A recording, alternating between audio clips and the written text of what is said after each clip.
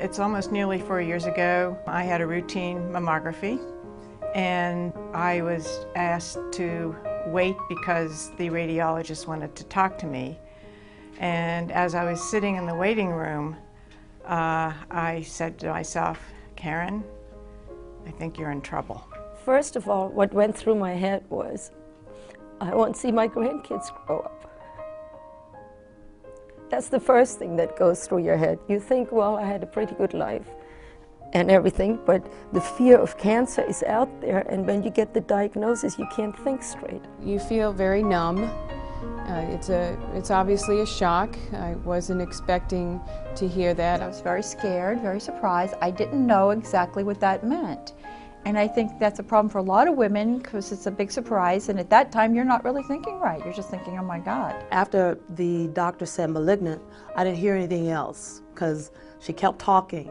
But then, she said, Miss Carroll, you have malignant cells, and I was just devastated. I did not want to die of cancer, so I was willing to do anything possible so that my chances were the best that they could be to beat this.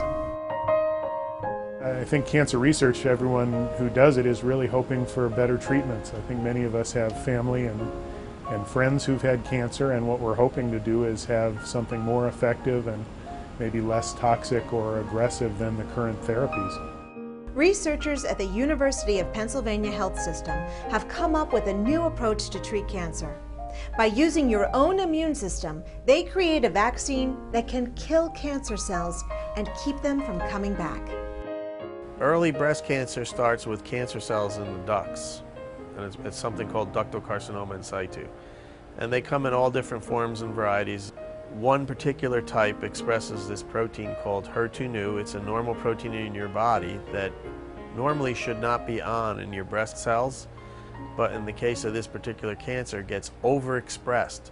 So it means that too much of it's being produced and it's causing the cancer to begin. If you're HER2/neu overexpressing, you're more likely to have invasive disease. The disease is more likely to spread, become metastatic, and it has a tendency to be resistant to certain frontline chemotherapies. Patients need treatment for ductal carcinoma in situ, and the treatment options are a lumpectomy, take the area out that's bad, and potentially give radiation therapy afterwards, versus a mastectomy or a mastectomy with reconstruction. You're really not afraid as much about cancer as you are about the treatment that you're going to get. I had prepared myself to hear chemo. Thought, Karen, you need to really steel yourself, buck yourself up. You're probably going to go through the worst. That was very traumatic as a woman to lose all your hair. My husband actually, when it started falling out in clumps, and didn't want to continue to have that happen, so my husband helped me shave my head. And when he said I do, I'm sure he didn't think that that's what he was going to need to do. And when I read the statistics about traditional treatment, in a large percentage of cases, even though women suffer through all of the treatments, their breast cancer still comes back.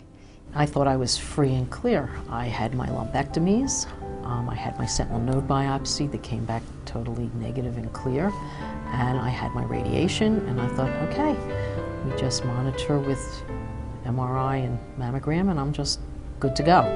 And then it came back. Clearly, there are many patients in whom microscopic disease has spread prior to the time the surgeon takes the tumor out. And then in months or years later, that disease comes back somewhere else in their body. And I think that's where vaccine strategies offer so much excitement, that if we can simply eliminate those last few stray cells that have gotten away from the main tumor and remove the main tumor mass, we will cure many more patients. When you look back in history, all the big diseases were taken care of by the immune system and by vaccinations against it.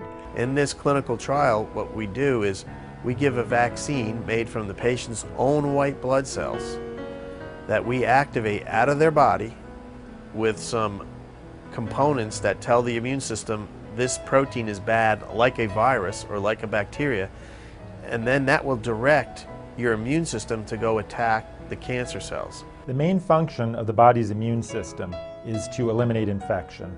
And what this vaccine actually does is it tricks the immune system into responding against cancer with the same vigor and intensity that it normally responds to infections. Your white blood cells are what fight other diseases and infections in your body, so why not use white blood cells in a vaccine to fight cancer and kill off the cancer? I mean, it made perfect sense to me.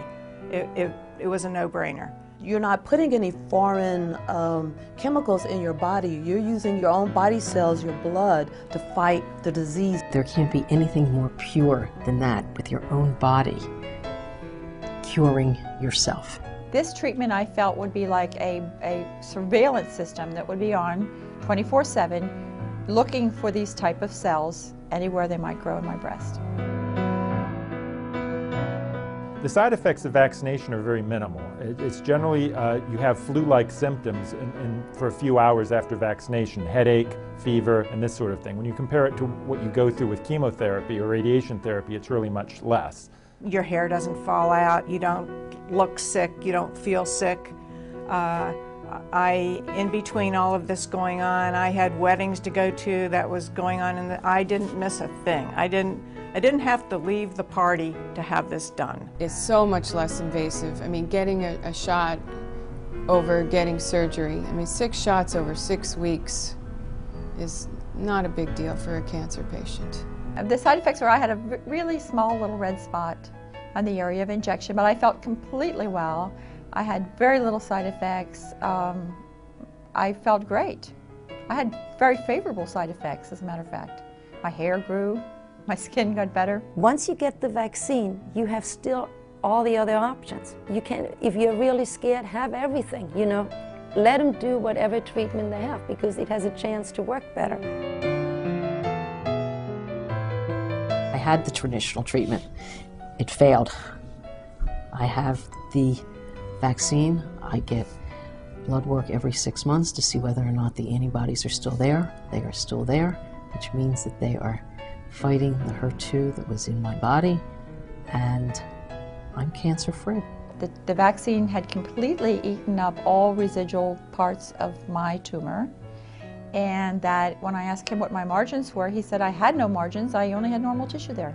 I'm cancer-free, been cancer-free, normal mammograms, and I'm not fearful like I used to be. We all look great, we feel great, we're doing well, and we're very confident about the success of this vaccine. I'm not one of the lucky ones yet. I'm lucky because I know about it. But they're working feverishly on a peptide that helps for ER positive, that helps for triple negative, which there's nothing there right now. And he said that probably within a year I'll be able to get my vaccine. Then I'm going to be one of the lucky ones. It's my hope to get the vaccine in the fall. It's all about time and money. The trial needs to be expanded, which takes money, and then also for me, the time for my immune system to get back to normal levels. As investigators, we're always looking for novel ways to get the funds to do the work that we need to do. We could enroll many more patients in clinical trials of vaccines than we currently do, and that our major limitation is funding. If we continue to move along at the pace we're moving now, it may take 30 years to get through all these different trials to get it to the point of FDA. If we had instant funding at this point, we could probably move it into a 5 to 10 year window to get this approved. Conventional healthcare insurance does not pay for research. So a patient who's getting a breast cancer vaccine cannot have their insurance pay for that vaccine until that becomes a standard treatment. So as long as that's a clinical trial, a treatment in evolution, it has to be paid for by research funds. And again, that's where I think Pennies in Action offers such an opportunity to accelerate the process of the clinical trials.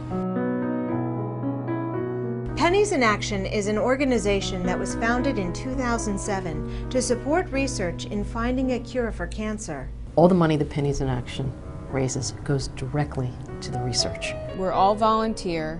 There's no salary personnel. Some organizations 30% of what you give will be swallowed up with administrative fees. That does not happen with Pennies in Action. Your money goes exactly where you want it to go. Last year, because of our fundraising efforts, 5 more women were able to get the vaccine.